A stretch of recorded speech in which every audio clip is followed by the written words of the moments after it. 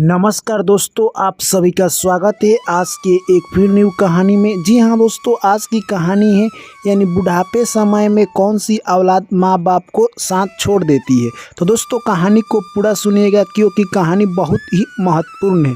चलिए दोस्तों कहानी को शुरू करते हैं। आप सभी का प्यार और सपोर्ट की बहुत ज़रूरत है। उससे पहले दोस्तों आप लोग चैनल को सब्सक्राइब कर लीजिएगा।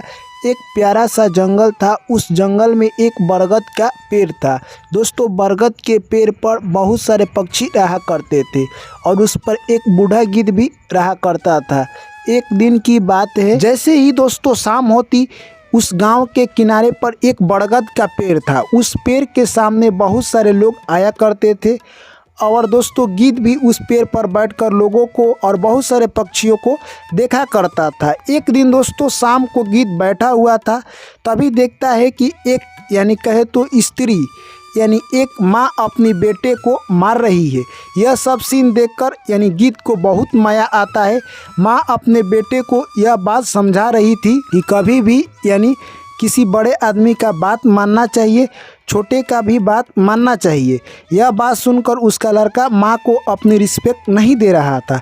तभी दोस्तों गिद्ध उस वृक्ष पर से उतर कर आता है और बोलता है कि हे माताजी, आप तो अपने पुत्र को सही बात सिखा रही है, सही दिशा में लेकर जा रही है, पर आपका पुत्र आपकी बात को ध्यान नहीं दे रहा है। यह बात सुनते ही दोस्तों यानी उसका लड़का गिद्ध को देखने लगा। तभी गिद्ध कहता है कि हे माताजी, आप कृपया कर इस लड़के को छोड़ दीजिए। मैं एक छोटा सा प्रयास करता हूँ समझाने को, क्या पता ये लड़का समझ जाए।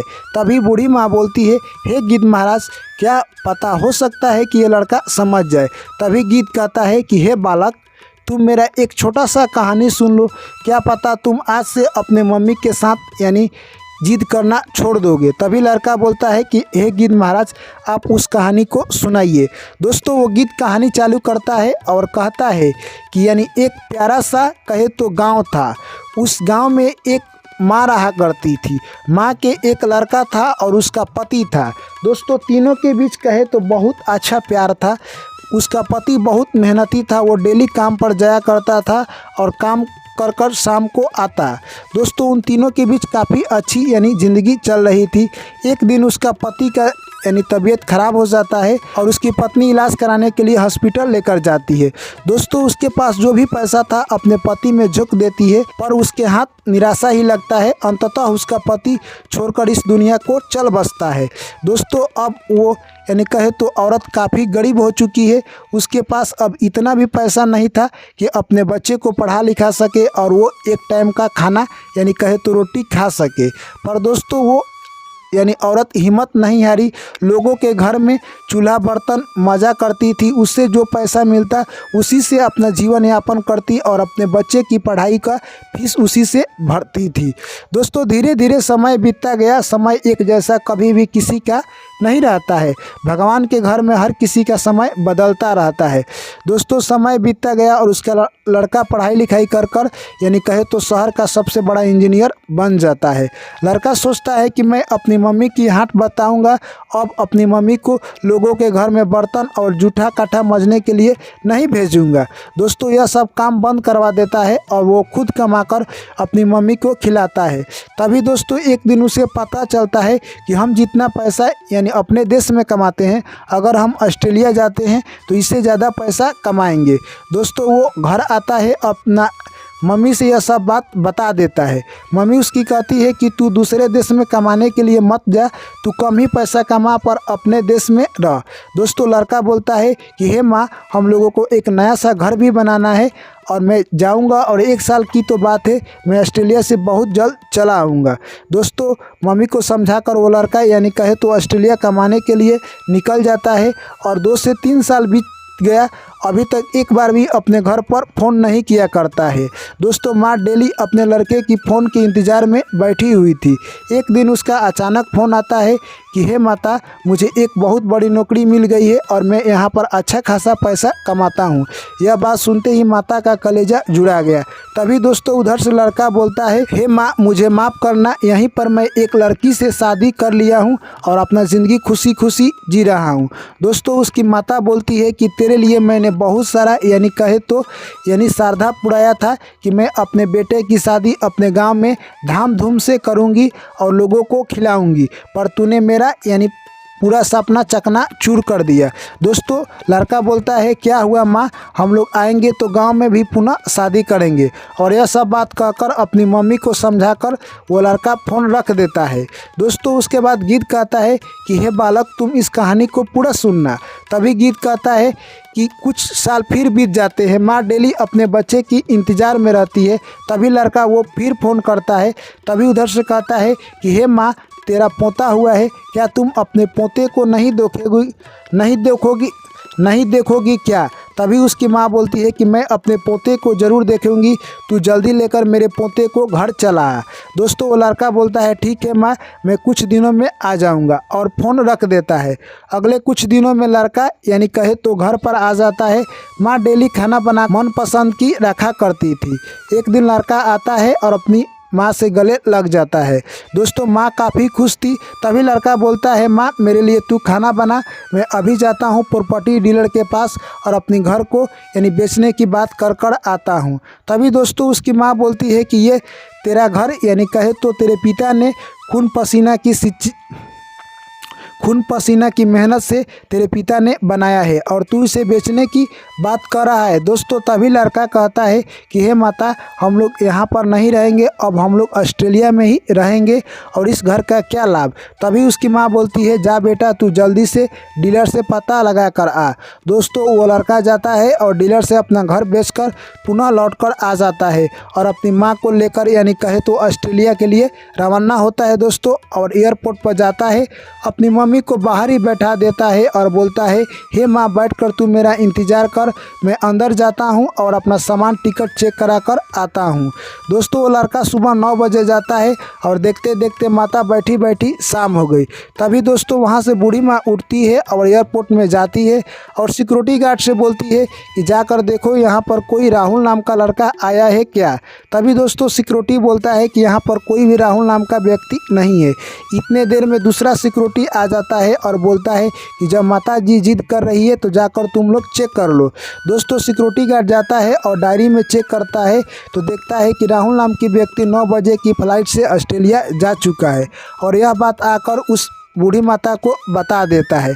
जैसे ही माता सुनती है कि हमारा लड़का ऑस्ट्रेलिया जा चुका है, माता के पांव तले धरती हट जाता है और माता कुछ देर के लिए अपने बच्चे पर डाउट करने लगती है और सोचती है वाह रे लाल तूने क्या मुझको धोखा दिया है, जो मेरे पति का घर था वो भी बेच दिया और उसका पैसा लेकर तू भी यानी कहे तो विदेश चला गया और मुझे यहीं पर यानी दुख भोगने के लिए छोड़ दिया। दोस्तों वो माता रोने लगती है, उसके पास इतना भी पैसा नहीं रहता है कि वो अपने घर जा सके। वो रोती गाती 10 दिनों में अपने घर आती है और उसी घर के सामने एक चौतरा था, उसी पर आकर दोस्तों सो जाती है। सुबह उठता है तो डीलर देखता है कि इस घर पर बूढ़ी माँ सोई हुई है। तभी डीलर कहता है कि हे माता अब ये तेरा घर नहीं रहा, तुम दूसरे के घर जाकर सोया करो। तभी बूढ़ी माँ अपना सारा कहानी सुना देती है। दोस्तों तभी डीलर कहता है कि आज से माता इसमें एक रूम तुम्हारे नाम मैं लिख देता हूँ। दोस्तों तभी बूढ़ी माँ कहती है कि वाह क्या ज़माना है, यानी दूसरे लोग अपने हो गए और अपने लोग पराए हो गए। दोस्तों यह डायलॉग सुनकर उस डीलर का मन पसी जाता है और बोलता है हे माता आज से ये घर तुम्हारा रहेगा, मैंने ऐसा बहुत सारा घर खरीदा है और तू सच्ची मन से इतनी भक्ति कर तेरा प्यार देखकर अपने बेटे के प्रति मैंने तुमको ये घर अपने तरफ से गिफ्ट दिया। दोस्तों वो यानी कहे तो ठेकेदार दोस्तों वो प्रॉपर्टी डीलर माता को घर देकर वहाँ से निकल जाता है। दोस्तों वो बूढ़ी माँ उसी घर में रहने लगी। जो भी लोग इधर से उधर आते जाते माता को कुछ खाना दे देते, वही खाकर माता अपनी ज़िंदगी बिता रही है। दोस्तों आपकी ज़िंदगी दुख में बीत रही है या सुख में, समय सबके लिए एक ही साथ चलता है और बराबर चलता है। ऐसे ही दोस्तों धीरे धीरे समय बीतता गया और एक दिन की बात है यानी बूढ़ी माँ इस दुनिया को छोड़कर चल बसी। दोस्तों उधर जो कि राहुल जो कि अपने बीवी से बहुत प्यार करता था, उसके भी बच्चे होते हैं और अपने बच्चे का शादी कर देता है। समय सबका बदलता गया दोस्तों और यानी कहे तो उसके भी बच्चे यानी राहुल को घर से निकाल देते हैं। उसको ध्यान आता है कि मैं अपने गांव जाता हूं और अपने माँ से मिलकर वहीं पर रहूंगा। दोस्तों वो अपने गांव आता है और आकर लोगों से पूछता है कि क्या यहाँ पर एक बूढ़ी औरत रहती थी, वो कहाँ चली गई। दोस्तों तभी सभी लोग बोलते हैं कि जो बूढ़ी औरत रहती थी यानी कुछ साल पहले इस दुनिया को छोड़कर चल बसी। दोस्तों यह बात जैसे ही राहुल को पता चलती उसके पाँव से ज़मीन हट जाते हैं दोस्तों, और वो वहीं पर बैठकर रोने लगता है और कहता है जो मैंने गलती किया है उसका आज मुझे एहसास हो गया। यानी हर इंसान को अपने माता पिता के साथ ऐसा गलती नहीं करना चाहिए। अगर आप गलती करते हैं तो आप सबसे बड़ा पापी हैं। दोस्तों यह बात जब गीत उस लड़के को कहानी सुनाता है तो उस लड़के को समझ आ जाता है और अपने मम्मी से क्षमा मांगने लगता है और बोलता है हे माता, आज से जो तुम कहोगी वही मैं करूँगा। दोस्तों तो इस कहानी से आपने क्या सीखा कमेंट कर हमें ज़रूर बताएं। उसके बाद दोस्तों यानी कहे तो गीत 4 बातें बताता है हर इंसान को अपनी ज़िंदगी में उतारना चाहिए। गीत कहता है कि अपने बच्चे को कभी भी उच्च शिक्षा देना चाहिए और उच्च विचार देना चाहिए, जिससे कि आने वाले समय में पैसा कौड़ी उतना मायने नहीं रखता है लाइफ में मेरे दोस्त, जितना कि विचार और शिक्षा इंसान के लाइफ में मायने रखता है। पैसा कौड़ी भी मायने रखता है पर उतना मायने नहीं रखता है। दूसरी बात, कभी भी अपने बच्चे को यानी ज्ञान देना बहुत ज़रूरी है, क्योंकि ज्ञान के बिन बच्चे ज़िंदगी भर रोएंगे। अगर कोई बच्चा खाना नहीं खाया है तो एक टाइम तो वो एक दिन रोएगा, पर उसके पास ज्ञान नहीं है तो वो ज़िंदगी भर रोएगा। तीसरी बात, कभी भी अपने बच्चे को साहसी और कर्मवीर बनाएं, जिससे वो अपने पथ पर आगे बढ़े और आपकी बुढ़ारी में आपका लाठी का सहारा बने। और चौथी बात, जब भी आप अपने बच्चे को कोई भी काम सिखाएं तो उसमें ईमानदारी और सत्यता के बारे में ज़रूर बताएं, क्योंकि मेरे दोस्त सत्य कुछ देर के लिए पराजय हो सकती है पर सत्य को इस धरती पर कोई नहीं हरा सकता है। सत्य हमेशा विजयी है और विजयी रहेगी। चलिए दोस्तों, इस कहानी के बारे में आपकी क्या राय है कमेंट कर बताइए। और जो भी साथी और प्यारे भाई एवं बहन दर्शकगण, चलिए साथियों इस कहानी के बारे में आपकी क्या राय है कमेंट कर बताइए। जो भी मेरे प्यारे भाई एवं बहन दर्शकगण चैनल पर पहली बार आए हैं चैनल को सब्सक्राइब कर लीजिए, ऑल नोटिफिकेशन को ऑन कर लीजिए। जो भी मेरे प्यारे भाई एवं बहन दर्शकगण चैनल पर पहली बार आए हैं चैनल को सब्सक्राइब कर लीजिए, क्योंकि दोस्तों ऐसे ही कहानी आप लोग के बीच हम लेकर आते रहते हैं, जो कि आपकी ज़िंदगी की सबसे बड़ी सीख देकर इस कहानी, जो कि दोस्तों आपकी ज़िंदगी में सबसे बड़ी यह कहानी भूमिका निभाती है। चलिए दोस्तों, कहानी के बारे में ज़रूर आप कुछ 2 लाइन लिखिए, फिर आप लोग से मिलते हैं नेक्स्ट कहानी में। जय हिंद, जय भारत।